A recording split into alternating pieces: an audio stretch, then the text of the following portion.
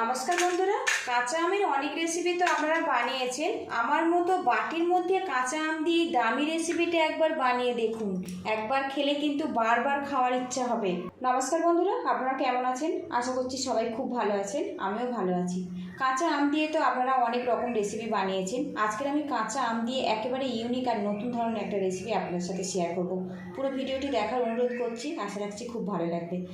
আজকের রেসিপির জন্য এখানে দেখুন বন্ধুরা, কাঁচা আম নিয়েছি। তবে এতগুলো কাঁচা আম আমার লাগবে না, এখান থেকে বড় সাইজের একটা আম আমি নিয়ে নেব।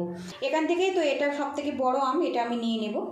আমটা আগে থেকে আমি ভালো করে ধুয়ে নিয়েছি। এবারে এর গায়ের খোসাটা কিন্তু আমি ভালো করে ছাড়িয়ে নেব। আর বন্ধুরা, আমি সবসময় চেষ্টা করি ঘরে থাকা সামান্য উপকরণ দিয়ে একদম নতুন নতুন ইউনিক স্বাদের রেসিপি শেয়ার করার জন্য। প্লিজ বন্ধুরা, লাইক শেয়ার সাবস্ক্রাইব করে আমাকে একটু সাপোর্ট করবেন। আর রেসিপিটা যদি ভালো লাগে একটু শেয়ার করে দেওয়ার অনুরোধ রাখছি। আমটা তো ভালো করে ছাড়িয়ে নিয়েছি। এবারে এখান থেকে কেটে নেব, নিয়ে ছোট ছোট করে টুকরো করে নেব।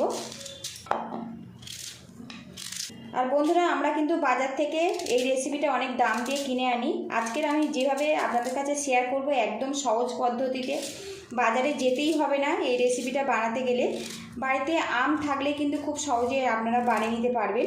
আমটা আরও একবার ধুয়ে নিয়েছি আর এইভাবে ছোট ছোট করে টুকরো করে নেব। এখানে মিক্সিং জার নিয়েছি, জারের মধ্যে আমের টুকরোগুলো আমি নিয়ে নেব। এবারে এর মধ্যে দিয়ে দেবো 75 গ্রাম পরিমাণে চিনি। চিনিটা আপনারা আলাদাভাবে ব্যবহার করতে পারেন, আমি আমের সঙ্গে একসঙ্গে দিয়ে দিলাম, এতে কিন্তু সব একসঙ্গে পেস্ট হয়ে যাবে। ঢাকনা দিয়ে পেস্ট করে নেব। অন্যদিকে একটা বোল নিয়েছি, বোলের মধ্যে দিয়ে দেবো 1 বাটি পরিমাণে সুজি। এবারে এই সুজির মধ্যে ছোটো বাটির হাফ বাটি পরিমাণে গুঁড়ো দুধ দিয়ে দিলাম। এবারে এর মধ্যে দিয়ে দেবো হাফ বাটি পরিমাণে চিনি। আর বন্ধুরা, এটা একটা মিষ্টি রেসিপি বানাচ্ছি, মিষ্টি যতটা পছন্দ করেন সেই মতো কিন্তু দিতে হবে। এর মধ্যে দিয়ে দেবো একটা এলাচ ফ্লেভারের জন্য। এবার এর মধ্যে 1 বাটি পরিমাণে জল দিয়ে দেব, খুব বেশি কিন্তু জল দেব না। আর বন্ধুরা, এখানে কিন্তু খুব বেশি আমি জল দেব না, জল যদি পরে লাগে তো আমি ব্যবহার করব। ভালো করে এটা মিশিয়ে নেব। এখানে দেখুন বন্ধুরা, ভালো করে মিশিয়ে নিয়েছি। একটা পাত্র দিয়ে ঢেকে রাখবো, এতে সুজিটা কিন্তু বেশ ফুলে নরম হয়ে যাবে। অন্যদিকে একটা প্যান গরম করে নিয়েছি আর এর মধ্যে আমি দিয়ে দেবো আমের পেস্ট। গ্যাসের একটা মিডিয়ামে রেখে আমটা আমি জ্বালিয়ে ঘন করে নেব। এটা কিন্তু ঘন করতে খুব বেশি সময় লাগে না, খুব ঝটপট কিন্তু রেডি হয়ে যায়। আর বন্ধুরা, এই আমের মিশ্রণটা কিন্তু অবশ্যই মিষ্টি করে বানিয়ে নিতে হবে, কোনো রকম টক ভাব যাতে না থাকে সেটা কিন্তু খেয়াল রাখতে হবে। একদম কালারটা চেঞ্জ হয়ে গেছে দেখুন বন্ধুরা, আরও কিছুক্ষণ জ্বালিয়ে ঘন করে নেব। এদিকে দেখুন বন্ধুরা, কাঁচা আমের জেলিটা কিন্তু আমার রেডি হয়ে গেছে। এখন দেখুন প্যান থেকে বেশ ছেড়ে ছেড়ে আসছে আর খুব সুন্দরভাবে কিন্তু রেডি হয়েছে দেখুন। এবার এটা আমি নামিয়ে ঠান্ডা করে নেব। অন্যদিকে একটা কড়া বসিয়েছি আর এর মধ্যে দিয়ে দেবো নুন। নুনটা আমি সবসময় ব্যবহার করি, তাই এইরকম ভালো করে সমানভাবে ছড়িয়ে দেব। আর বন্ধুরা, আমি এখানে লবণ ব্যবহার করেছি, আপনারা চাইলে কিন্তু বালিও ব্যবহার করতে পারেন। এখানে দেখুন একটা গামলা নিয়েছি, ঢেকে রাখবো। এবার মিডিয়াম হিটে ভালো করে এটা গরম করে নেব। ঢাকনাটা খুলে নেব। এখানে দেখুন বন্ধুরা, সুজিটা কিন্তু বেশ ফুলে গেছে, ভালো করে মিশিয়ে নেব। এর মধ্যে আমি গোটা এলাচ ব্যবহার করেছি, আপনারা চাইলে গুঁড়োও ব্যবহার করতে পারেন। সামান্য পরিমাণে লবণ অ্যাড করে দেব, ভালো করে মিশিয়ে নেব। এখানে দেখুন বন্ধুরা, মিক্সিং জার নিয়েছি, জারের মধ্যে সুজিটা দিয়ে দেব। ঢাকনা দিয়ে ভালো করে পেস্ট বানিয়ে নেব। সুজির পেস্ট আমি বোলের মধ্যে নিয়েছি আর পেস্ট কিন্তু একদম মিহি করে বানিয়েছি বন্ধুরা। এবারে এর মধ্যে দিয়ে দেবো 2 টেবিল স্পুন সাদা তেল, ভালো করে মিশিয়ে নেব। এবারে এর মধ্যে দিয়ে দেবো কাঁচা আমের জেলিটা, আবারও ভালো করে মিশিয়ে নেব। আর এই ব্যাটারটা কিন্তু বন্ধুরা একটু মিডিয়াম ঘনত্বে বানিয়ে নিতে হবে, খুব বেশি কিন্তু পাতলাও নয় আবার খুব বেশি ঘনও নয়। এবারে এর মধ্যে দিয়ে দেবো ফুড কালার, এখানে আমি গ্রিন ফুড কালার ব্যবহার করছি, 2 থেকে 3 ফোঁটা দিয়ে দেব, ভালো করে মিশিয়ে নেব।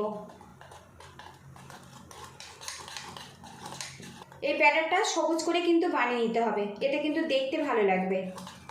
তো দেখুন কালারটা কিন্তু বেশ ভালো মতো চেঞ্জ হয়ে গেছে। আর এইভাবে কিন্তু একটুখানি ঘুরিয়ে ফেটিয়ে নেবেন, এতে কিন্তু রেসিপিটা অনেক জালিদারভাবে তৈরি হবে। মিশ্রণটা আমার রেডি হয়ে গেছে। আজকের এই রেসিপিটা আমি বাটিতে সেট করব। বাটির মধ্যে আমি সামান্য পরিমাণে সাদা তেল দিয়ে দেব। আর বন্ধুরা, আমি 4টে বাটি নিয়েছিলাম, একটা বাটি সরিয়ে রেখেছি। এই রেসিপিটা আরও অন্য একটা জায়গায় সেট করব, সেটা আপনাদেরকে দেখিয়ে দিচ্ছি। ভালো করে কিন্তু তেলটা লাগিয়ে নিতে হবে। আর অবশ্যই সাদা তেল ব্যবহার করবেন, তাহলে নাস্তার মধ্যে কোনো রকম ফ্লেভার থাকবে না। এখানে দেখুন বন্ধুরা, যারা বাটিতে সেট করতে চান না, এরকম কফি কাপেও কিন্তু আপনারা সেট করে নিতে পারবেন। এর মধ্যে সামান্য আমি তেল ব্রাশ করে নেব। তো আমার হাতের যে তেলটা আছে ওই তেলেই আমি কিন্তু লাগিয়ে নেব। এই কাপে সেট করব বলে আমি একটা বাটি সাইড করে রেখেছি। আপনারা চাইলে কিন্তু শুধু বাটিতেও সেট করতে পারেন, আবার এইরকম কফি কাপেও সেট করতে পারেন। বাটির মধ্যে সামান্য পরিমাণে ময়দা দিয়ে দেব, কাপের মধ্যেও ময়দা দিয়ে দেব। ময়দাটা দিয়েছি, ভালো করে এটা ঘুরিয়ে নেব। আপনারা চাইলে কিন্তু পেপারও ব্যবহার করতে পারেন, আমি পেপার ব্যবহার করব না বলে ময়দা ব্যবহার করছি। এইভাবে কিন্তু ময়দাটা বাটির চারিদিকে ভালো করে লাগিয়ে নেব। তো বন্ধুরা দেখুন, বাটির মধ্যে কিন্তু ময়দাটা বেশ করে লাগিয়ে নিয়েছি। আমি সবসময় চেষ্টা করি বন্ধুরা, হাতের ধারে যে জিনিসগুলো থাকবে সেই জিনিস দিয়ে কিন্তু রেসিপিটা বানানো বা কাজে লাগানো। কাপের মধ্যে যে ময়দাটা দিয়েছি একটু নাড়াচাড়া করে নেব। এদিকে দেখুন বন্ধুরা, একটা বাটির মধ্যে 1 চামচ পরিমাণে জল নিয়েছি, আর এখানে 1 প্যাকেট ইনো রেখেছি, এই জলের মধ্যে দিয়ে দেব। এতে কিন্তু ইনোটা খুব সুন্দরভাবে অ্যাক্টিভ হয়ে যায়। দেখুন ইনোটা কিন্তু বেশ ভালো মতো ফুলে গেছে। এবারে এখানে যে সুজির মিশ্রণটা আমি রেডি করে নিয়েছিলাম এর মধ্যে আমি দিয়ে দেব। দিয়ে এবার এটা ভালো করে মিশিয়ে নেব। মিশ্রণটা আমার রেডি হয়ে গেছে।